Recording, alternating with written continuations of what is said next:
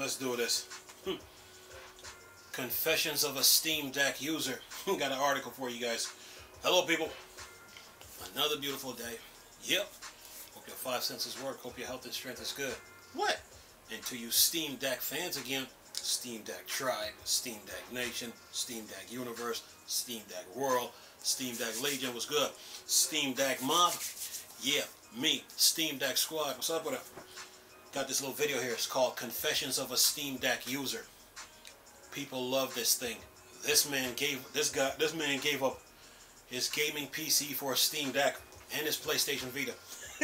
Listen to this. It says, Steam Deck has made me sell my PC and move on from my PS Vita. Here's why. It says, it's only been a month of owning one, but I'm already convinced that the Steam Deck has become the leader in handheld PCs, while also replacing the need for other handhelds at the same time. The Steam Deck is Valve's latest effort in expanding its Steam service to a different platform. For the past few years, it's been trying to work with other developers to have games run on Linux alongside Windows and Mac OS. The Steam Deck is the amalgamation of this effort, and it's a great one at that. Yet I wasn't keen on owning one to start with, but I did read our very own Matt Hansen feature on using it, and it has a working machine, and be amazed. But with a gaming PC in my office, I couldn't justify it. Says here, and then I was shown that it could be even better than the gaming PC I used to own, and I'm at a point where the PC has been sold and the Steam Deck is now my go-to for PC gaming. It says here, then it shows the 512 gig model, Metal Gear and Resident Evil games. Anyway, it says here, I made reservation in July, and suddenly in September, Steam sent me an email confirming that my Steam Deck was ready to be paid for in full and delivered to me. The original plan was to sell the gaming PC before the Steam Deck arrived, as the delivery date put mine as December, but having both made a few things much easier for me, as I will explain later. These days later, and the Steam Deck arrived in a barrage of environmental friendly cardboard.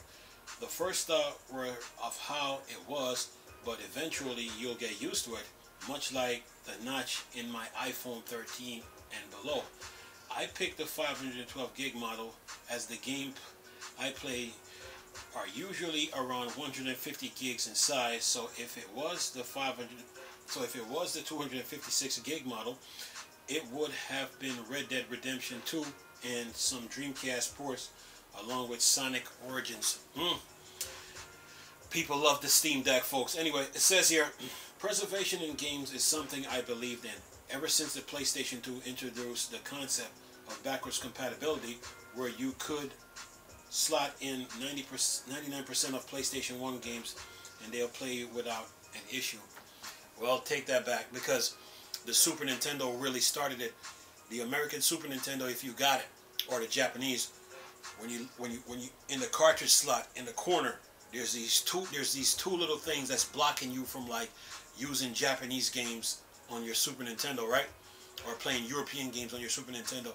So what you do is this: you take some tweezers and break those little two things off in the corner, and then put the Japanese game or European games in your Super Nintendo console, and you can play them. Anyway, says here, while Sony has faltered in this environment in recent years, with a PC it's a non-issue. You can download Tomb Raider without worrying if it's available and playable. Yet, after some configuring, you're playing it with no issues, and in some ways better. Steam Deck, folks. Says here, but there are some who have been using the Steam Deck as an emulation machine. While we don't condone this, the ease of use to play Onimusha 2 followed by Metal Gear 3 and the Wind Waker HD is stunning. Everything plays at full speed, and you can expect a good 6 hours of battery from playing each of these. And yet, the feeling that it shouldn't be this easy. And then, last paragraph here says the template for handheld PCs. It says there's no getting away from feeling that After so many years of handheld PC trying to make an impact, Valve has, in my eyes, achieved it. And I say they have nailed it. Anyway, the constant update, that the company has been pushing out have been impressive, as we're at a point where the boot up screen can be changed to almost anything you want. Talking about changing your own boot up screens on the Steam Deck. Yeah, it's worth it. Anyway, it says here, combined with the ease of customizing, it's further thanks to Steam OS and Linux, the huge library available on Steam, and the great design of the deck make it best in its category, and it only makes me wonder what the second generation could contain. But please, Valve, at least let us download games and update when it's on standby. Yeah, they're gonna fix that with updates. Downloading and say download games and updates when it's on standby. No, okay, they'll take care of it. But this is a confession of a Steam Deck user, and a lot of people like the Steam Deck. They like they like using it, and they're having tons of fun with it, man. So the Steam Deck is an awesome machine, and Valve has nailed it, achieved it, and they're moving on.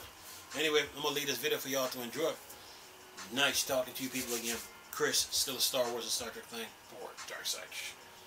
Go. Peace.